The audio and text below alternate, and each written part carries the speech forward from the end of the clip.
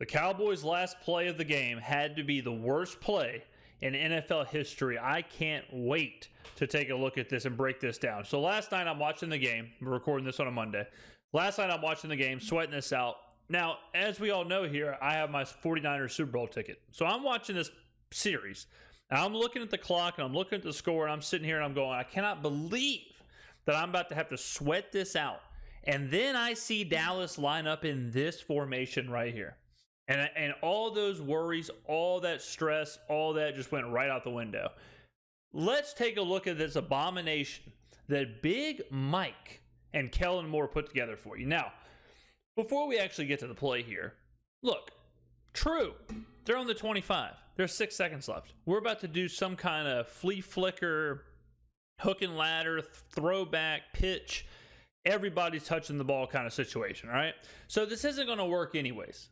So, on a certain level, I don't hate the fact that they went so far out of the box.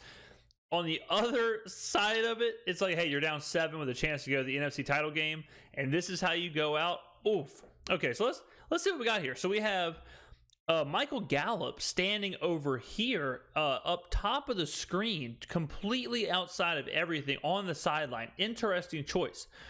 So what has happened on the line is they've taken the linemen and they've put them on the outside. So Ezekiel Elliott has reported as an ineligible receiver for this, obviously. So Ezekiel Elliott is snapping the ball.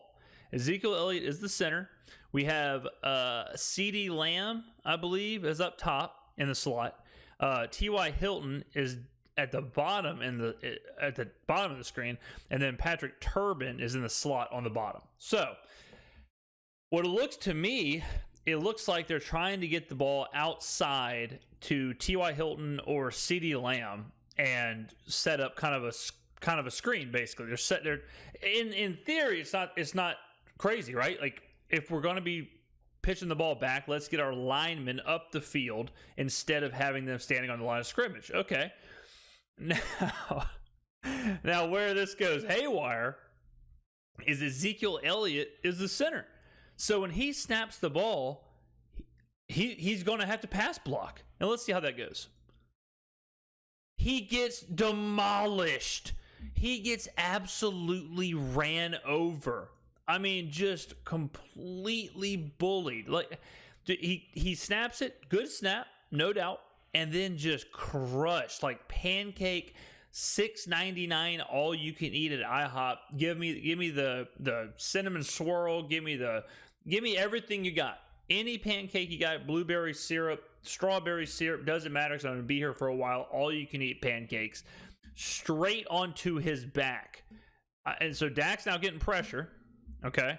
And the crazy part of this is when you only have one lineman, like when you only have Zeke Elliott, if the San Francisco 49ers rush 3, they would still have 8 guys in coverage, which obviously, they didn't or whatever, but you could have blitzed, or however you want to phrase it. You could put 3 people ahead of Zeke, just blowed him over with 3 guys that just went after Dak Prescott. All right, so Zeke gets eliminated. He gets 2 tapped right off the bat.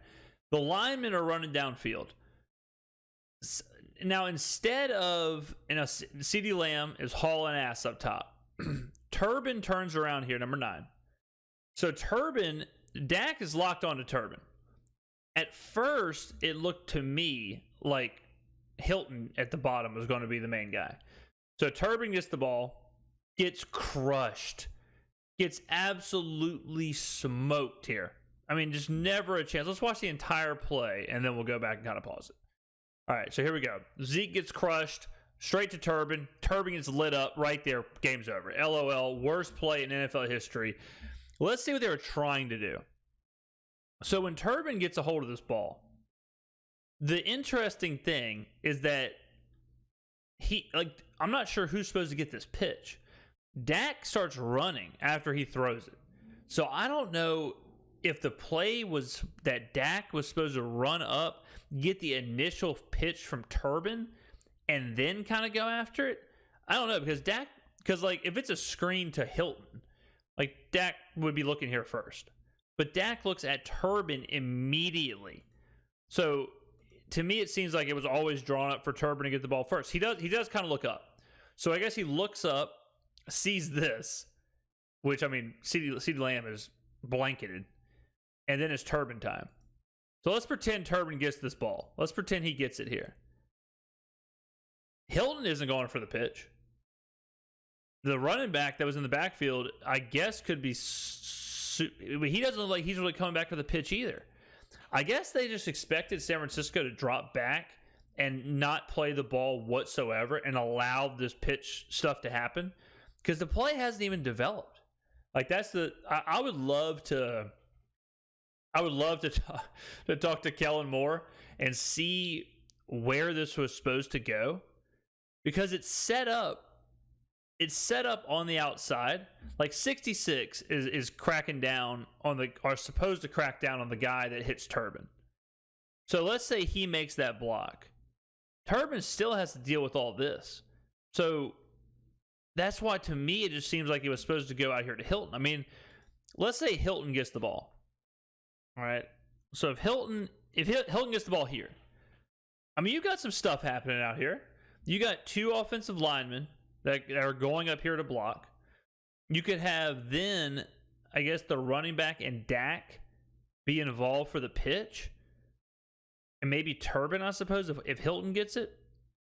It just seems so weird that the first place you go here is Hilton without, like, if CeeDee Lamb was coming across the field and it was going to go to Turbin and then pitch to Lamb, and then you start kind of following the blockers, I could see that. But, I mean, Lamb is the best player on the field offensively. And they're basically taking him out of the entire first portion of the play.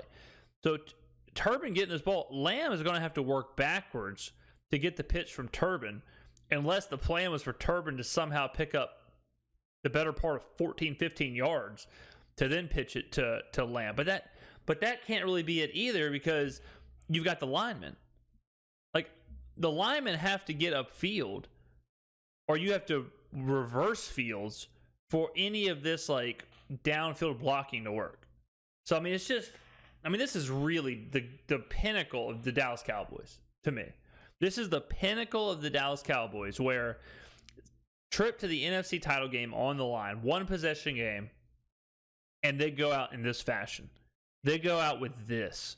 Kellen Moore drew this up and said, hold my beer, watch this. I'm about to shock the world. Wait until they see what I drew up. Ezekiel Elliott is playing center. Like, that's all you need to know about the Dallas Cowboys. Like, game on the line, season on the line, divisional playoffs, on the road, down 7, Dak trying to lead a drive. What's Ezekiel Elliott doing? Snapping the football. How out of the box is Kellen Moore thinking? He's so out of the box that he has his franchised running back playing center.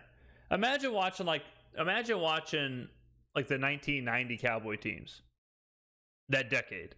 And imagine seeing a play of, like, man, wow, Troy Aikman, Emmitt Smith, Michael Irvin. Wait, is that Emmitt Smith playing center?